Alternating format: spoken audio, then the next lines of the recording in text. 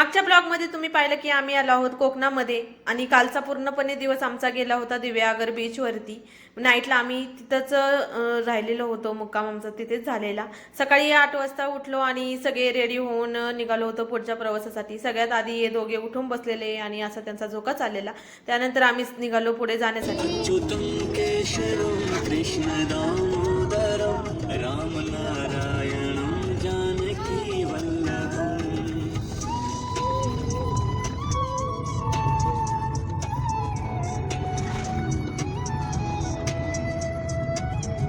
सकाळी सकाळी अशी छान अशी देवाची गाणी लावत आम्ही पुढचा प्रवास करत होतो आणि या दोघांची मस्ती पहा कशी चालली आहे. इथं 2 मिनिट असे शांत बसत नव्हते हे दोघं.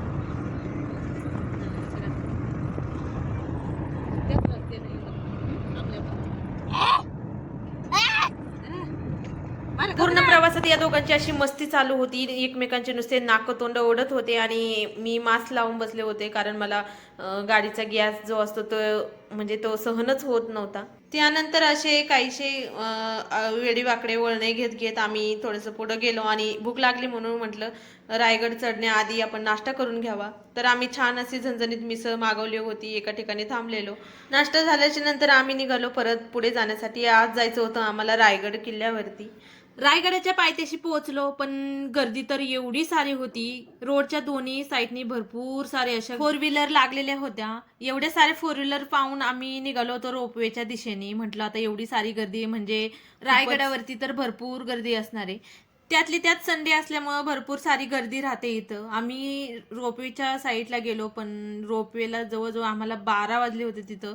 आम्ही तिकीट बुकिंग करायला गेलो तर भरपूर सारी गर्दी होती आणि आमचा नंबर येत होता जवळजवळ 2:30 वाजता. तर म्हटलं एवढा वेळ थांबण्यापेक्षा आपण पायी चालत जाऊ. 2.5 तासात तर आपण वरती तर जाऊ शकतो. पायी जायचं म्हटलं तर 3.5 किलोमीटर आहे रायगड. रायगड किल्ल्यावरती आपल्याला पोहोचायचं असेल तर 3 वाटा आपल्याला भेटतात. ते म्हणजे पहिली जी आहे ती आहे चित्त दरवाजा, दुसरी जी आहे ती आहे नाणे दरवाजा आणि तिसरा जो मार्ग आहे तो म्हणजे रोपवेने. रोपवेने आपण 5 मिनिटात वरती जाऊ शकतो आणि खालीही येऊ शकतो. रोपवेने भरपूर सारी गर्दी होती, त्याच्यामुळे आम्ही तो काही ऑप्शन निवडला नाही.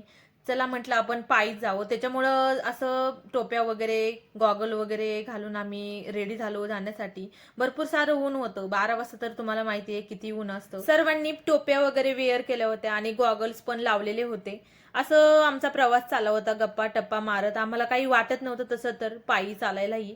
काही तर भरपूर लांबून लांबून आलेले विद्यार्थी पण होते, स्कूल बस वगैरे आलेल्या. मायरा या आधी पुरंदर किल्ला पूर्णपणे चढली होती. मला कंटाळा आला होता, पण ती एकदमच म्हणजे छान पद्धतीने चढलेली पूर्णपणे पुरंदर किल्ला. इथंही ती अशी एकटीच पळत होती. तिला तर भारीच वाटत होतं चालायला.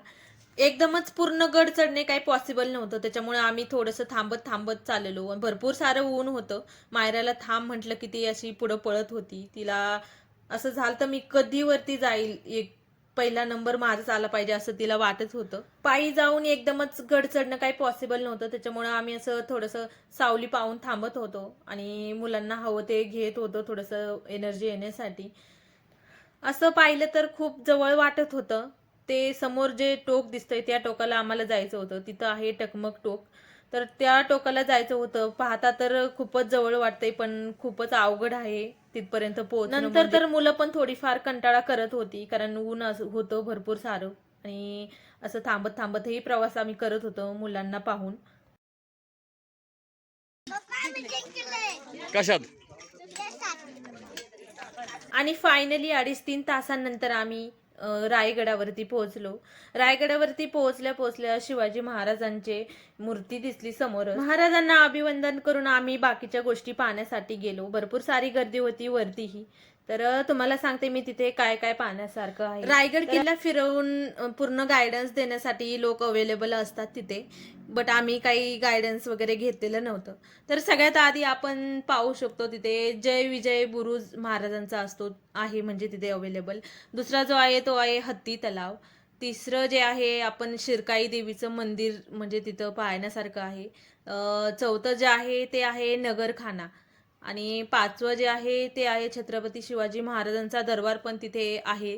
भरपूर सारे काय आहे अजून, त्यातले त्यात सिंहासनारूढ पण आहे छत्रपती शिवाजी महाराजांचं. मूर्ती पण आहे, 2 ठिकाणी आहेत मूर्ती महाराजांची भरपूर, म्हणजे आता सध्या त्याचं काम वगैरे चालू आहे. 7वं जे आहे ते आहे राणी महाल. 8वं आहे अष्टप्रधानांचे वाडे वगैरे पण आहेत, भरपूर सारे असे. 9वं जे आहे ते आहे धान्यांची कोठारे.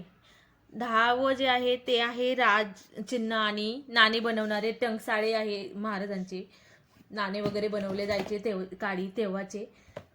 त्यानंतर आहे भव्य विजय स्तंभ पण आहे, त्यातले त्यात गंगासागर तलाव, खलबत्ता खाना पण आहे वरती पाहण्यासाठी. होळीचा माळ पण आहे, बाजारपेठ पण आहे, श्री जगदीश्वराचे मंदिर आहे भरपूर सारे असे मोठे. छत्रपती शिवाजी महाराजांची समाधी पण आहे तिथे. टकमक टोक आहे, हिरकणीचा बुरुज आहे आणि निसर्गाची चादर पांघरलेला अतिशय सुंदर असा हा रायगड आहे. भरपूर काही पाहण्यासारखं आहे. एक दिवस तर पूर्ण लागतो एवढ्या सगळ्या गोष्टी जर आपल्याला पाहायच्या असेल तर. आम्ही काही एवढं सगळं पाहिलं नाही. आम्हाला जेवढं काही समोर दिसत होतं, खूप सारा मोठा रायगड आहे तो. आणि भरपूर सारे असे चेंजेस वगैरे केलेले आहेत. आम्हाला मायरा गायडन्स करायचं काम करत होती. वरती आपल्याला फक्त बेसन भाकरी आणि भात चटणी असं जेवण आपल्याला तिथं अवेलेबल होतं. थोडंसं फिरल्यानंतर आम्हाला भूक लागली म्हणून आम्ही जेवण करण्यासाठी गेलो होतो. हे असं काही तिथे घरं वगैरे अवेलेबल आहेत जिथे आपण जेवण करू शकतो. छोटी छोटी आपली जुन्या काळाची घरं असतात त्याच पद्धतीने या घरांची मांडणी आहे. आणि रायगडावरती गेल्यावर आपल्याला जेवणामध्ये याच गोष्टी भेटतात. ज्वारीची भाकरी राहते, बेसन भात आणि चटणी राहते त्यांची. आम्ही जेवण केलं. आम्ही ऑलरेडी ऑनलाईन बुकिंग करून ठेवलं होतं रोपवेचं रिटर्न जाण्यासाठी. भरपूर वेळ गेला होता त्याच्यामुळं तिकीट आम्ही बुकिंग केलेलं. तोपर्यंत म्हटलं जेवण करून यावा. जेवण वगैरे केलं. आम्ही रोपवेच्या तिथे गेलो जेवण झाल्यानंतर. तर तिथं आमचा नंबर ऑलरेडी येऊन गेला होता. नंबर येऊन गेल्यामुळे ते काय मध्ये परत घेत नव्हते लगेचच. परत आपल्याला नवीन नंबर लावावा लागतो. परत 1 तासानंतर आमचा नंबर येणार होता, त्याच्यामुळं आम्ही परत रायगड पाहण्यासाठी गेलो. ज्या गोष्टी पाहिल्या नव्हत्या त्या म्हटलं आपण फिरून येऊया. सगळं तर काही रायगड आम्ही फिरलो नव्हतो, पण म्हटलं आता अजून काही राहिले तर ते पाहावा. असं चाललं होतं, पाऊल वाट होती आणि मध्येच माझ्या सँडलचं खालचं जे हिल असते ती पूर्णपणे निघून गेली.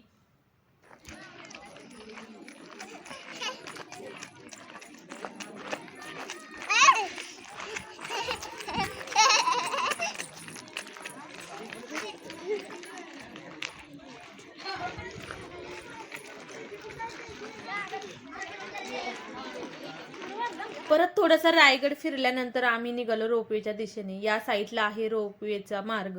तर काही लोक रोपवेने वरती येत होते, तर आम्ही खाली चाललेलो होतो. नंबर ऑलरेडी म्हणजे यायला लागला होता, त्याच्यामुळे आम्ही निघालो होतो जाण्यासाठी. एका सँडलचं ठीक होतं, पण थोड्याच वेळात दुसऱ्याही सँडलचं माझं हिल्स पूर्णपणे निघून गेलं आणि मी फक्त वरती जे असतं तर तेवढ्याच याच्यावरती पूर्ण प्रवास चालला होता. नंतर माझा रोपवेचा हाही नंबर आमचा जाऊ नये म्हणून आम्ही असं सीट वगैरे पकडल्या आणि एकाच जागी बसवलं. थोड्याच वेळात आमचा नंबर येणार होता. तोपर्यंत आम्ही लगेच आता सध्या 5:30-6 वाजले होते. मस्त अशी आईस्क्रीम घेतली आणि आईस्क्रीम एन्जॉय केली. भरपूर सारी गर्दी होती. हे सगळे जेवढे लोक दिसतात ते सगळे खाली जाणारे होते. वरती आता सध्या कुणीच येत नव्हतं, कारण सनसेटचा टायमिंग ऑलरेडी आता झालेला होता. फायनली आमचा 15 ते 20 मिनिटांमध्ये नंबर आला आणि सनसेटचा टायमिंग तुम्ही पाहू शकता कसं दृश्य दिसत होतं. आमचा नंबर आला त्यावेळेस पूर्ण सनसेट असा आमच्या समोर होता. 6:30 वाजले होते आता आणि 5च मिनिटं लागतात फक्त रोपवेने खाली जायचं म्हटलं तर. खाली गेलो आणि भरपूर असा अंधार झालेला होता. पूर्ण रायगड मुलांनी चढल्यामुळं त्यांना म्हणजे गाडीत बसल्या बसल्या लगेच ते सगळे झोपी गेले. आणि हा आहे ताम्हिणी घाट. सगळ्या गाड्या फक्त जाताना दिसत होता, येताना एकही गाडी तुम्हाला दिसणार नाही नाईटच्या प्रवासामध्ये जास्ती तर. अशी वेडी वाकडी वळणे घेत घेत आम्ही ताम्हिणी घाट पार केला आणि भूक तर भरपूर सारी अशी लागलेली होती. नंतर तर सगळ्यांनी झोपून घेतलं. मी आऊंच्या शेजारी बसले होते, तर मायराही माझ्या मांडीवर होती आणि त्यांना झोप येऊ नये म्हणून मी जागीच राहिलेली त्यांच्यासाठी. त्यानंतर आम्ही एका ठिकाणी जेवण करण्यासाठी थांबलो. एवढं बकवास जेवण होतं इथलं. पाणी एकीकडे आणि ते नॉनव्हेज एकीकडे, असं काहीशी कंडिशन होती. जेवण झाल्यानंतर आम्ही परत प्रवासाला लागलो आणि 4 वाजले होते जवळजवळ आम्हाला घरी पोहोचायला. गेल्यानंतर झोपी गेलो आणि सकाळी 10 वाजता जाग आली. एवढे सारे कपडे होते धुण्यासाठी मला, आणि वॉशिंग मशीन काही नाही आहे माझ्याकडे, त्याच्यामुळं हातानेच एवढे सारे कपडे धुवायचे होते. आहोंना जायचं होतं, त्यातली त्यात कंपनीमध्ये त्यांना कॉल आलेला. त्यांना पोहे वगैरे बनवून म्हणजे नाश्ता वगैरे करून त्यांना कंपनीमध्ये पाठवलं. त्यानंतर मी घरातली बाकीची सगळी कामं उरकण्यासाठी घेतले आणि कपडे तर भरपूर सारे होते. घरं वगैरे झाडून क्लीन केले आणि गॅलरी मी स्वच्छ करून घेतली, कारण मला इथे कपडे सुकवायचे होते. पूर्ण गॅलरी मी झाडून पुसून काढली. माझ्याकडे काही कपड्याचं स्टँड पण अवेलेबल नाही आहे आणि त्यातील त्यात आत्ताच शिफ्टिंग केली, त्याच्यामुळं दोरी वगैरे पण नाही कपडे सुकवायला टाकण्यासाठी. त्याच्यामुळे मी मायराच्या गाड्या ज्या होत्या, सायकल, गाडी, घोडा, सगळ्याचा यूज केला कपडे सुकवण्यासाठी. एवढे सगळे कपडे होते, सगळी पूर्ण गॅलरी माझी भरलेली होती, तरीही काही कपडे संपलेच नव्हते. त्यानंतर समोरच्या ज्या ताई होत्या त्यांनी मला दोरी दिली कपडे सुकवण्यासाठी बांधायला, तर त्याच्यावरही माझे भरपूर सारे असे कपडे टाकले. शिफ्टिंग केल्यामुळे त्याचे म्हणजे भरपूर सारा अजून पसारा माझा लावायचाही राहिला होता आणि घरातली अजून काही भरपूर कामं राहिलेली आहेत करायची. हे सगळा पसारा अजून माझा राहिलेला आहे आवरायचा. बॅग वगैरे पण अजून काही रिकाम्या करायच्या राहिल्यात. त्यानंतर मी जेवण वगैरे केलं आणि हे भांडेही अजून राहिलेत घासायचे, तर तेच मी घासण्यासाठी घेतले. म्हणजे पूर्ण दिवस असा माझा कामातच गेला होता आजचा.